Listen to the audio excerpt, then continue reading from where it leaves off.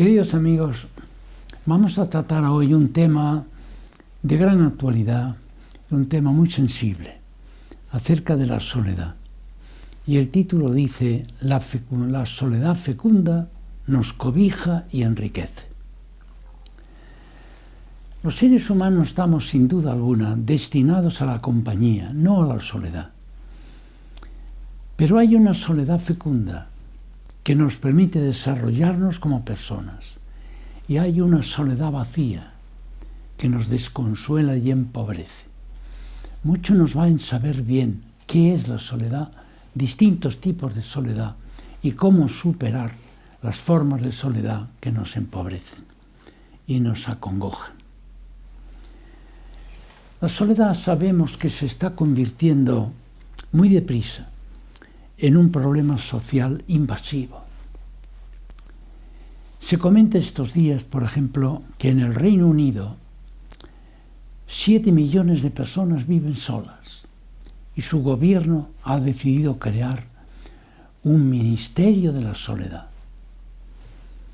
Podríamos decir más datos como este respecto a otras naciones, y de todo ello se deduce que este problema de la soledad presenta hoy, desgraciadamente, una gravedad especial.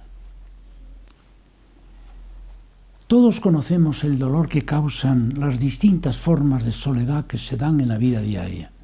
Personas ancianas que han perdido a todos sus familiares y viven atenidas a los servicios municipales, siempre valiosos, pero insuficientes, lógicamente. Conocemos también muchas personas alejadas de su entorno familiar y recogidas en residencias, y 100 casos más. Pero hoy quisiera reflexionar con ustedes sobre una cuestión más de fondo y preguntarnos: ¿estamos los seres humanos condenados por naturaleza a vivir solos o más bien a vivir acompañados? ¿Somos capaces de crear unidad entre nosotros y por tanto amistad? ¿O es una vana ilusión la unidad? Porque nos abrazamos para hacernos la ilusión de que estamos unidos, pero pronto volvemos cada uno a su amarga soledad. Hay pensadores según los cuales los seres humanos estamos, digamos así, condenados por naturaleza a la soledad. Por ejemplo, el filósofo español Ortega y Gasset, al cual por otra parte tanto le debemos en el aspecto cultural, que han opinado que nosotros estamos destinados a vivir en la soledad por razones biológicas. Él no consiguió demostrarlo, no consiguió, diríamos, justificar esa tesis, y yo diría que por fortuna, porque para los seres humanos, para ustedes y para mí, sería una verdadera desgracia que eso fuera verdad, que estábamos condenados a la soledad, porque entonces adiós amor, adiós sentido del matrimonio, adiós todo aquello que significa unidad, amistad, compañía, qué sé yo. Ya veremos un día cómo de la amistad se han dicho maravillas desde la antigüedad hasta hoy. Todo eso se caería por su propio peso si fuera cierta esa tesis. ¿Cómo quiere demostrarlo Ortega? Él empieza diciendo lo siguiente: si alguien tiene dolor de muelas, por ejemplo, a su mejor amigo no le duelen. Le dolerá que a él le duelan las muelas, pero el dolor físico suyo a él no le afecta. Y lo mismo, digamos, en el polo opuesto, tampoco el mejor amigo de una persona que disfruta de, por ejemplo, un buen pastel, un pastel apetitoso, que él no disfruta del pastel. Disfrutará pensando que a su buen amigo está disfrutando del pastel. En el aspecto biológico, concluye Ortega, rectamente estamos solos. Y de ahí viene todo lo del rechazo, por ejemplo, en los trasplantes, etc. Él dice exactamente: la vida humana es por esencia soledad. Y solo en nuestra soledad encontramos nuestra verdad. Concluye con una de sus frases típicas: cada cual es el peludo Robinson de su vida desierta, aludiendo a lo de la isla desierta. ¿Es verdad todo esto? Ustedes se habrán fijado que los ejemplos que pone son del nivel biológico, pero la conclusión que saca es del nivel personal, muy arriba. ¿Se puede de un ejemplo, de un nivel, sacar una conclusión para otro nivel? Vamos a verlo. Miren, los dos ejemplos que aduce Ortega del nivel biológico pueden parecer contundentes, pero realmente no lo son. Yo le podría decir ahora rápidamente, sin forzar la memoria, cientos de ejemplos del nivel personal en los cuales se ve que el ser humano, ustedes y yo, es capaz de crear formas de unidad maravillosas. Por ejemplo, si un gran pianista, por ejemplo Barenboim, se une con una excelente violinista como es Anne-Sophie Mutter y tocan la sonata Kreutzer de Beethoven, ¿qué tipo de unidad crean entre ellos y la obra? Es una unidad maravillosa. Si ustedes alguna vez han hecho la experiencia de interpretar una obra musical, ¿qué unidad hay cuando la interpretan bien entre ustedes y la obra? Entre ustedes la obra y el instrumento. Es una unidad fantástica. Podríamos decir que el pianista, la violinista y el instrumento forman un solo instrumento. Son una sola persona. Recuerdo que en una ocasión, en una conversación con mi buen amigo Rafael Frübeck, este gran director de orquesta, había interpretado varias obras, nada menos que con la Filarmónica de Berlín. Y yo entonces, conversando con él, le dije: Rafael, ¿qué te ha parecido la Filarmónica de Berlín? Y recuerdo que él me dijo: es un gran instrumento.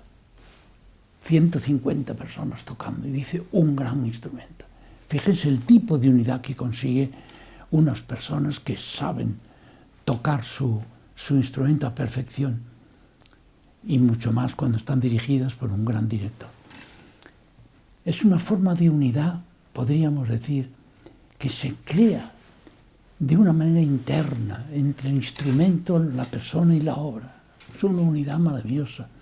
Yo suelo siempre decir que es una unidad genética, es decir, que se crea una unidad en el momento de la interpretación.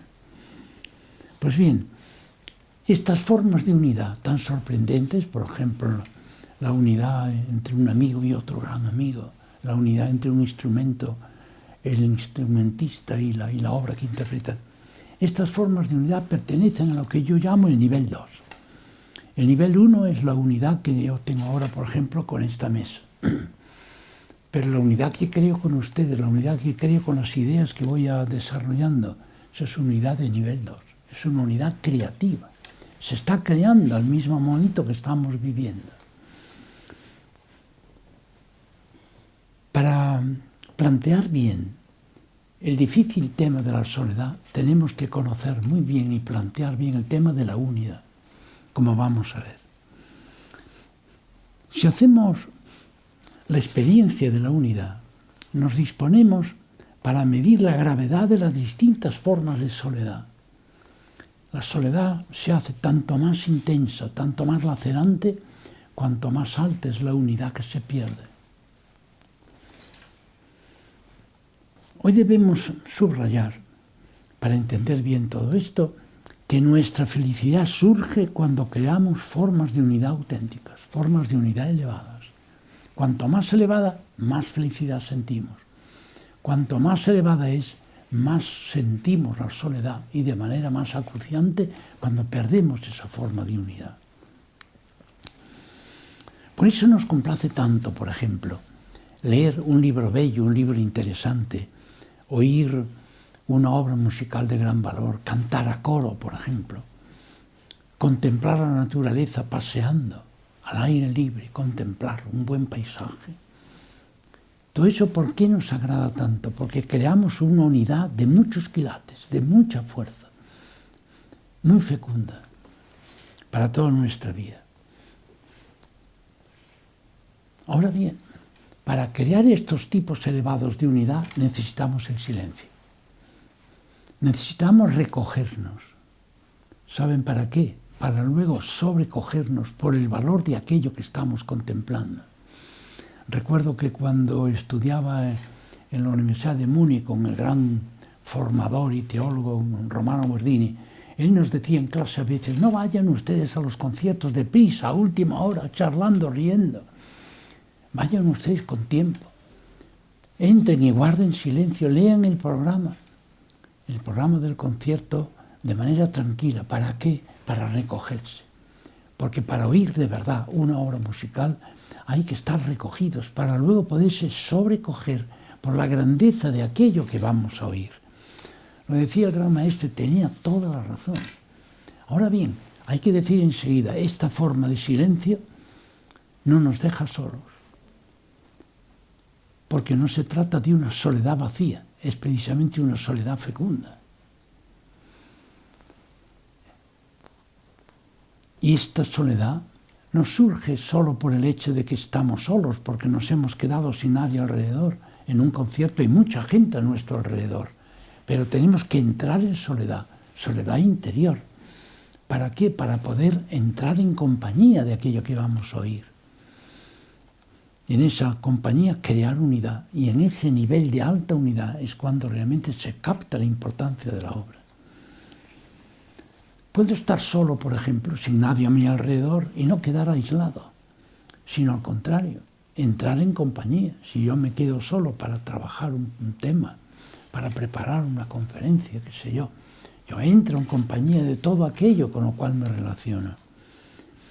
Me quedo solo, en el sentido de que me quedo sin compañía y por tanto siento la soledad como una carencia dolorosa. Cuando me falta el encuentro, eso sí, cuando yo estoy acompañado de unas personas con las que me encuentro y luego me quedo sin el encuentro, y yo me quedo, por ejemplo, a solas, sin nada con qué encontrarme o con quién encontrarme, porque a solas puede encontrarse uno con muchas realidades. Si me encuentro sin ninguna realidad con la que encontrarme de verdad, entonces sí que siento la carencia de ese encuentro y por lo tanto siento la soledad como un mal, como un daño que se me hace, como una carencia, como una falta de posibilidades de desarrollo personal. ¿Ven? Esto nos lleva a una consideración muy importante. La soledad no es algo que nos viene impuesto de fuera. A veces sí, ya veremos. Pero la soledad es sobre todo un sentimiento nuestro. Veamos, yo me siento solo en determinadas circunstancias y en otras no. En otras, aun estando sin compañía, me encuentro muy acompañado y por lo tanto muy lleno, muy satisfecho de la vida. En unos casos nos hace daño la soledad, en otros al contrario. La soledad parece que nos acoge con su manto de silencio, de recogimiento propicio a la creatividad artística, a la reflexión filosófica, la investigación científica, la oración religiosa. La soledad a veces nos deja desamparados y en otros casos nos deja muy acogidos. Ven, la soledad es una forma de sentimiento y esto es importante, porque miren, hoy la antropología filosófica más destacada define al ser humano como un ser de encuentro. Es decir, hemos nacido para el encuentro, nos desarrollamos cuando nos encontramos, nos desarrollamos como personas en medida directamente proporcional al desarrollo que nosotros tenemos de nosotros mismos mediante el encuentro. Encuentro con realidades valiosas. Cuanto más valiosas, mejor es el encuentro. Pues bien, si esto es así, el tiempo se nos llena, por tanto no sentimos la vaciedad del transcurso del tiempo, el tiempo se nos llena cuando realizamos valores, sobre todo el valor del encuentro, el valor de la unidad. Por ejemplo, una persona que cultiva una amistad, que ayuda a otras personas, está llenando el tiempo con valores. Por tanto, no siente el dolor del aburrimiento, el valor del tedio. Ahora bien, una inmensa soledad nos abate cuando nosotros no llenamos el tiempo de algo valioso. ¿Qué tenemos que hacer entonces ante ese enemigo que es el tedio, el aburrimiento? Porque indica vaciedad interior. Necesitamos prever esas situaciones, preverlas con tiempo y pertrecharnos, digamos así, de recursos para superar la soledad cuando venga el momento en que puede acosarnos.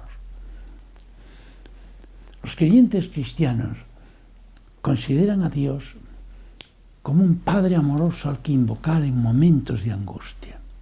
Pues bien, la inmensa soledad del mar abierto en un día sereno nos impresiona por su recatada belleza y su imponente poderío potencial. Los que hemos nacido al lado del mar sabemos bien esto. Pues bien, una buena mañana inspiró una conmovedora súplica a un pescador bretón. Ustedes imagínense, sale el buen hombre con su pequeña barca y se introduce en el mar. Una diminuta barca, la mar inmensa delante de él. Y al verse rodeado de esa inmensidad dice: Dios mío, sé bueno conmigo. Sé bueno conmigo, la mar es tan ancha y mi bote es tan pequeño. Recuerden en inglés: My God, be good with me. The sea is so bright and my boat is so small. Miren, aquí se cruzan dos infinitudes. En esta breve oración se cruzan dos infinitudes: la infinitud amenazante del inmenso mar y la infinitud del Dios todopoderoso y paternal, a quien este creyente invoca. Bajo su amparo se cobija e inicia su faena diaria con espíritu confiado. Esa confianza le hace sentirse menos solo. Se siente acompañado, se siente cobijado. Pocas veces tan escasas palabras, dichas con toda el alma, abrieron un horizonte tan amplio. A eso se debe que nos impresione tanto esta oración del humilde pescador bretón. Su fe le permitió sentirse arresguado y superar el sentimiento de inmensa soledad que le produjo verse solo ante el poderío del océano. Esa fría soledad de desamparo la mitigó orando a su Dios de cristiano. Pero yo me pregunto hoy, ¿y qué sucede con las personas que no tienen fe? Aquí tendremos que movilizar nuestra capacidad creativa para elevar su ánimo todo lo posible. Lo veremos otro día.